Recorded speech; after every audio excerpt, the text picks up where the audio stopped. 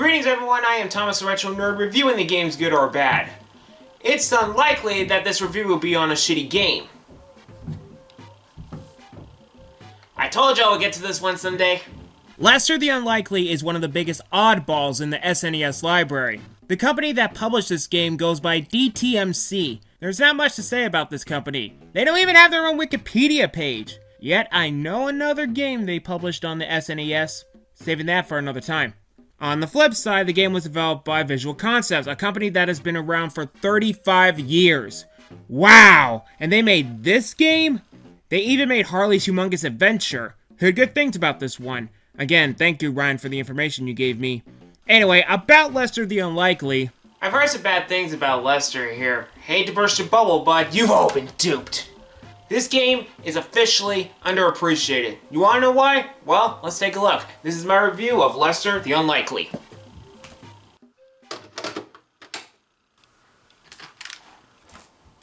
Here we go. By booting up the game, we get to the title screen with this nerd swinging on a vine. It's something different, but I like it. As you press start, you get the story for this game. You're introduced to Lester, a comic book geek that wanders around the docks while reading. For some reason, he falls asleep on some cargo from a nearby ship and becomes a stowaway. Then a bunch of pirates hijack the ship, though Lester finds a life jacket and swims to a nearby shore. Now Lester is stuck on some sort of deserted island, so the ultimate goal of this game is for Lester to navigate through the island to find a way back home. The plot is slightly close to the movie Castaway, however, instead of Tom Hanks, we have Eddie Deason. The first complaint of this game is that it's slow and diligent. Well, he's a nerd. What do you expect for him to react to environments he's not familiar with? No. He refuses to walk off a cliff, and whenever he sees a crab or a turtle, he runs away at first. As you play through the game, Lester gets more comfortable with the scenario. Another thing to mention is the character animation of Lester. It was done with rotoscope animation, done with having actor Eric Browning perform all the motions for Lester and have it redrawn for the game. Looks cool. Another game I'm familiar with this kind of animation was Prince of Persia, a critically acclaimed game.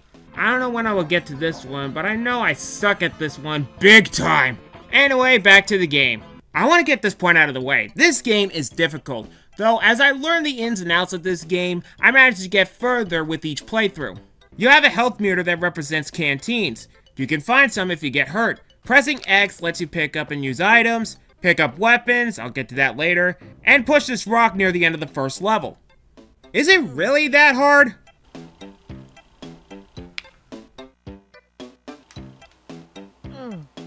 Wow! That was hard to step across without falling off. Let me see that again.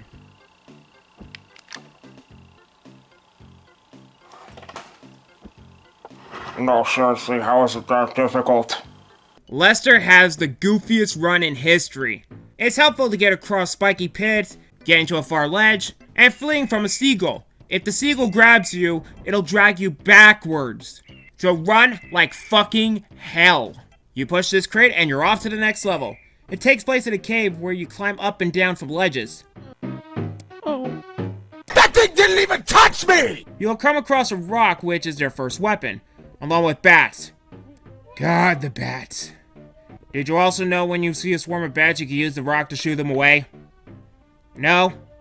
Whatever, I figured it out. Next, we find a treasure chest, use a rock to open the chest, pick up a ruby, and place it under this light and open the door to the next level. This level starts with a sign that says beware. Beware of what? Anyway, right off the bat, Lester has become suspicious with these totem poles around. Some of them have moving eyes staring at him. What is this, a Scooby-Doo episode? Anyway, in order to complete this level, you have to find a special crystal and place it on this totem to pass the Guardian pole. Failing to do so will be insta-kill.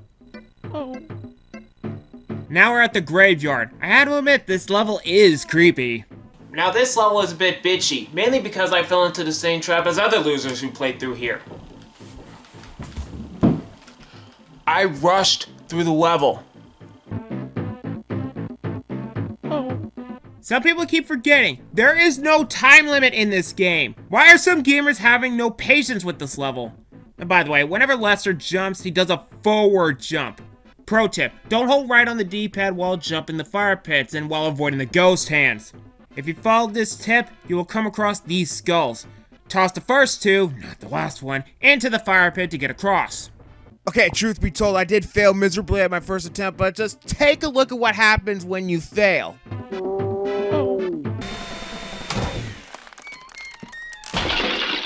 Is that nightmare? Is that true nightmare? Continuing the game's plot, Lester has to locate the tribe leader of the island, Hector, to help him out. However, when you explore his hut, you find his daughter Tika, who said his father was kidnapped by pirates. Might be the same pirates that destroyed the ship Lester was on.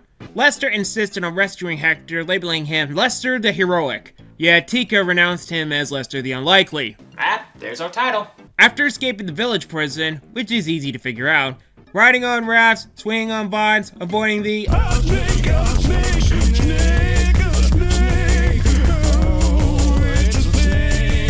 Oh, trust me, I had to stick that in one of my videos because I love it. Truth be told, I did have some trouble with the vine swinging from the high trees. One miss and you fall very hard. Eventually, I'd managed to get to the treehouse at the end.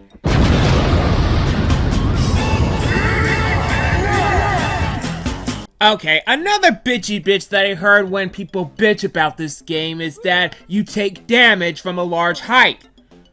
What the fuck? No, seriously, what the fuck? From my experience, taking damage from a large height is not uncommon in video games. My prime example is Super Mario 64. Watch! That's supposed to teach you to be careful when platforming. Banjo-Kazooie is another example, but I managed to find some workarounds like this. The bottom line, complaining about fall damage is just petty. Again, it worked for Prince of Persia. Alright, I'm done ranting. Let's just get back to Lester. Tika changed her tune for Lester to take on the journey after he defeated wannabe King Kong here. He uses a boomerang to knock him out. Very clever. Now, at this point, you can actually see the development that Lester goes through in this game. It goes by his running animation. Lester starts with air swimming, maybe due to his muscle memory from his escape. Now he's running like a hero. Or maybe because he's being chased by a cheetah. Yeah, as you swing over these mud pits, let go of the vine immediately, or else the cheetah will catch up and you will die. Yep, I forgot to mention, there's a lot of one-hit deaths, and it's not pretty. Though if you do make it, use the boomerang to knock down this stone wall to proceed to the next cave. Man, I was brain dead confused about how to get all these doors to open. These doors open with floor panels on the ground. Pressing them again shuts them. The reason I was confused is because of that last door. The last door has to be opened by a panel from very far left. Though I got it, and to the next segment, we have to run like hell to escape. Again, first timers will get destroyed when they dive right into this level. Stepping on one of these switches activates the ceiling spikes. Learning from the pattern, if it touches you, instant death. Again, I do notice the theme. Anyway, this is as far as I've gotten. 3 sinking platforms with a sea monster in the water, and you have to boomerang this boulder. Again! I held right instead of pressing B to forward jump! Ah! Stupid! Stupid, stupid, stupid, stupid, stupid! Why do I keep doing this? Nevertheless, I'm happy to be getting this far in the game. If I had more practice, I would have managed to beat this one. Now, another thing why this game is so hard. You only have 3 lives and 3 continues. Once you use them all up, it's back to the title screen. Sadly, there are no extra lives in this game, since I never seen any during my playthroughs. Even with limited continues, it might not help much. Now, there are some Game Genie codes that you could use, but I can't show it off to beat this game. I don't have the Game Genie for the Super Nintendo. Graphic-wise, this game looks pretty good. Aside from Lester's animation, the backgrounds from the beaches, the caves, and even the jungles look amazing. Well detailed. The music complements the atmosphere of each area.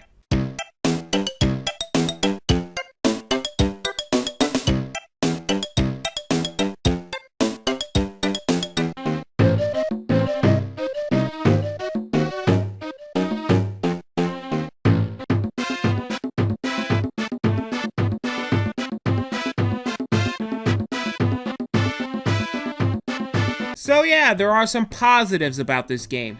It's unlikely that this game deserved the hate that it gotten. What AVGN said about this game was 100% wrong. I consider this as more as bargain bin fodder. Not bad, just bland. Now there is one last thing to mention in this game, and that is how it ends. I may not beat the game itself, but I read ahead that the game opened up for a sequel if it succeeded. Too bad it didn't happen. In fact, my idea for a sequel is that the island's curse follows Lester to the suburbs, and Lester uses his new skills to fight the evil in his own home. That would have been interesting. Well, that's all I have to say about this game. The holidays are right around the corner, and I gotta get ready for Christmas. I'm Thomas the Retro Nerd, thank you all for watching. See you guys in the next review.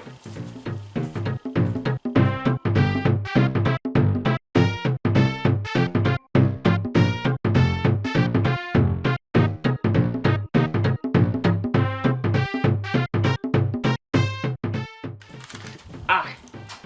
Yee yee yee. Ooh. Now this level is a bit bitchy, mainly because I fell into the same trap as other losers who played. It's unlikely that this game deserves any hate. It's unlikely that this game deserved the hate it gotten, as what... Alright.